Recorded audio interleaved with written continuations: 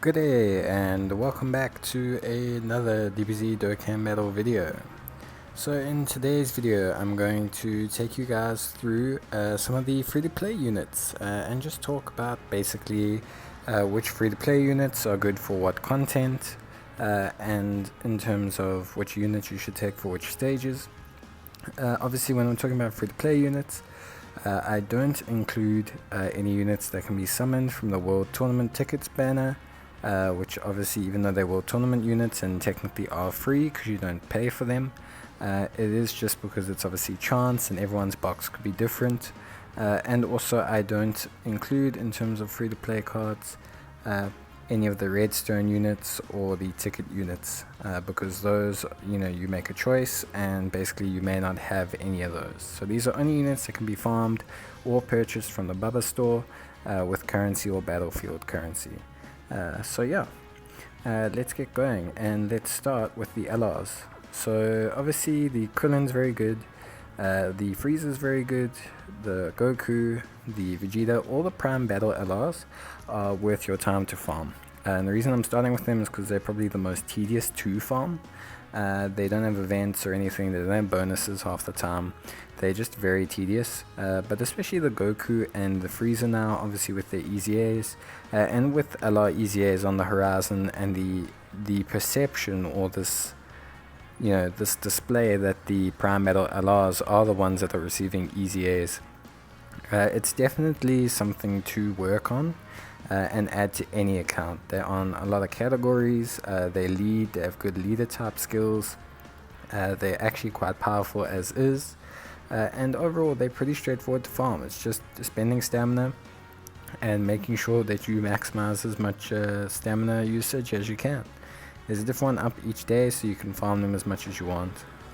The next ones that we'll cover are obviously the event Alars. So these are Alars that drop from events, not the first form cell, he's a prime battle. These are Alars that drop from events. They drop from story missions, like story events, like the Goku and Arale. They drop from 3 different story events. And then you've got the Team Bardock and the Ginyu Force, who we'll pull now and attach to the category because I forgot. They fall from farming their team members. Once you rainbow their team members, you get a copy of the Alar. B-Pan drops from the Pan training event. I'll do a video covering her. I generally do videos covering these units. Obviously the Alars Zamasu, he drops from his own event. The Vegeta, he drops from his own events. All of these units can be farmed, can be dropped. They are slightly different to the Prime Battles, in that obviously the Prime Battles have a Prime Battle event that they drop from, but these cards usually require maybe building a team, rainbowing a team, finishing story events, farming copies from there, farming medals from there, like normal units or normal free-to-play cards. These cards are all pretty good. The Goku and Arale is very good. The Zamasu is very, very good. They're all very solid cards that you can definitely add to your box. So don't look at them and think that, no, I don't want to add these cards, they're not too great. All of them are pretty good. B-Pan's excellent, Vegeta's excellent, so definitely something you want to keep an eye on. Then we have the challenge cards, as I like to call them. The Gohan, the Goku and Gohan Kid, and of course the final one is the Goku and Bulma. These guys obviously drop from finishing the various stages of SBR, and you get different dupes for different requirements, finishing certain stages, finishing a certain amount of stages, finishing a certain number of attempts on a stage, but all of these cards are pretty good. Gohan and Goku weren't great, they were decent, but they weren't great. But now with the EZA to Gohan, Goku is still a viable option as a support, but with his future EZA on the way, they are both very, very solid units, and the Goku and Bulma are very, very good as well. And then finally we have the currency units. These can all be bought from the Bubba shop with Ultimate Battle currency.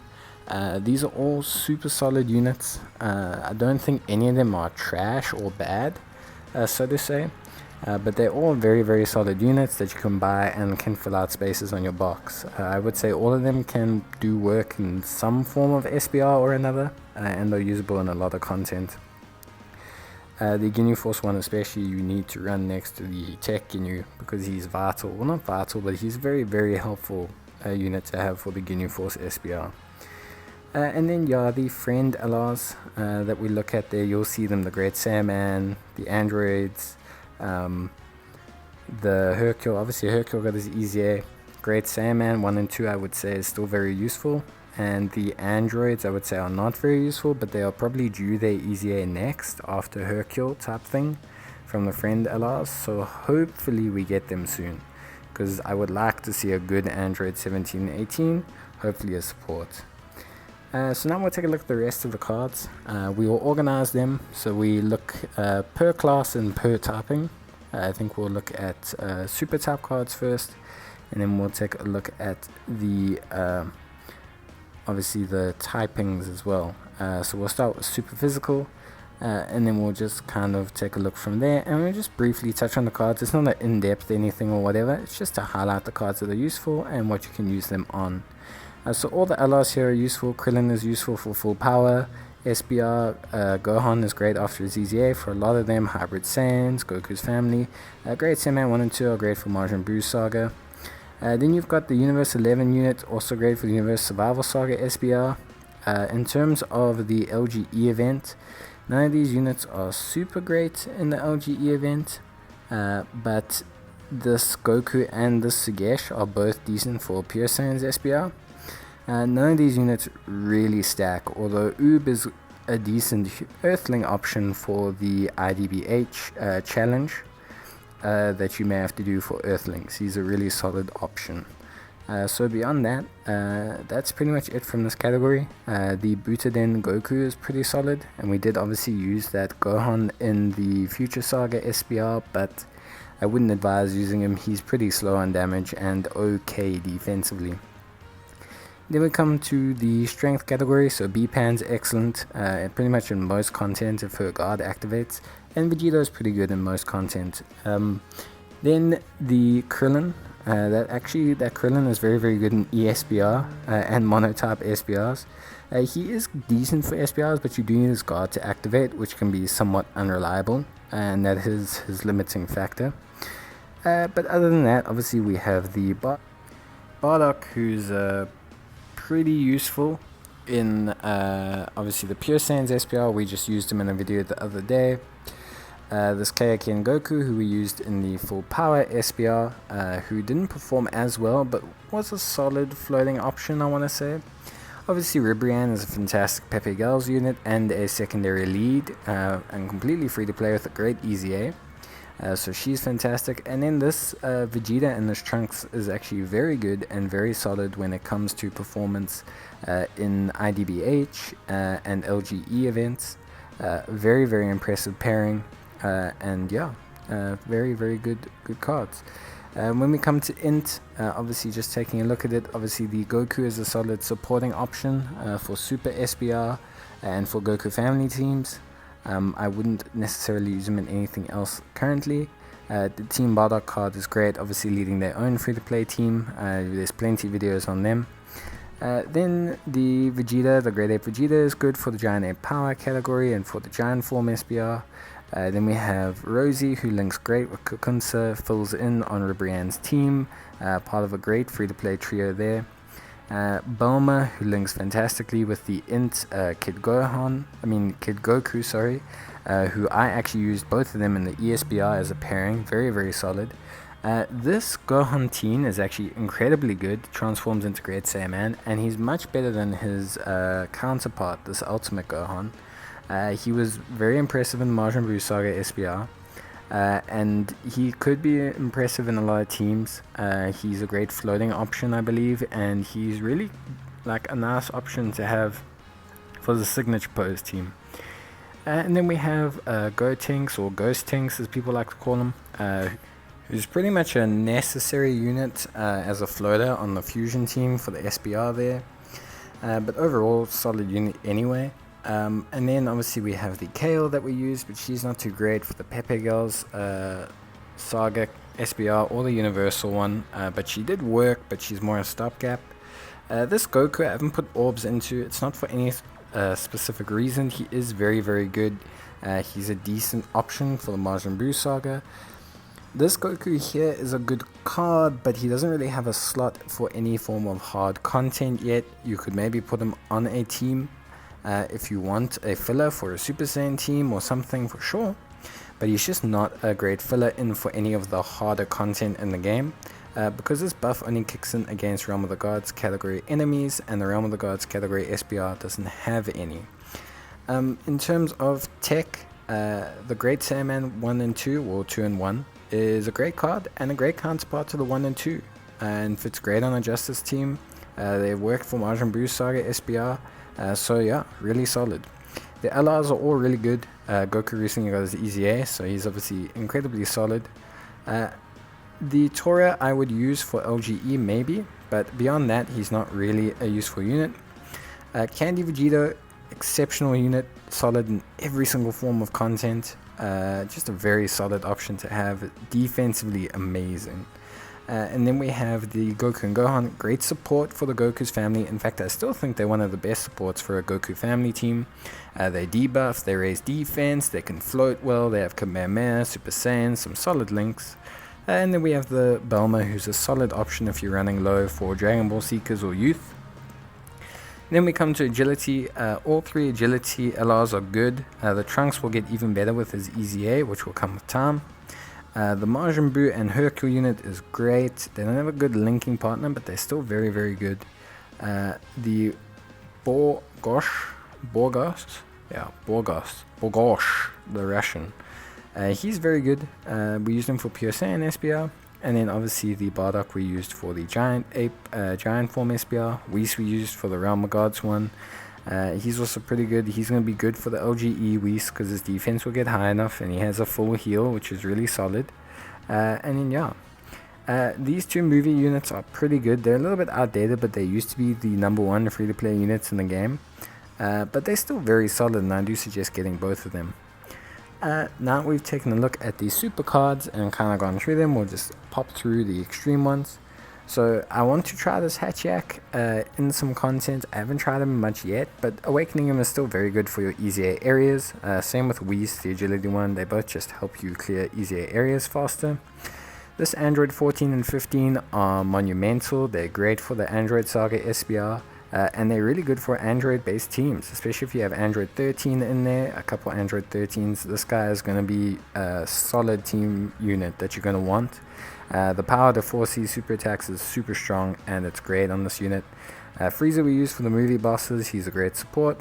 The AoE on the second form Cell and his link set are very, very good, so he's great for Transformation Boost SBR and Wicked Bloodlines, and he's just a good unit in general, especially when you're doing events that farm multiple units.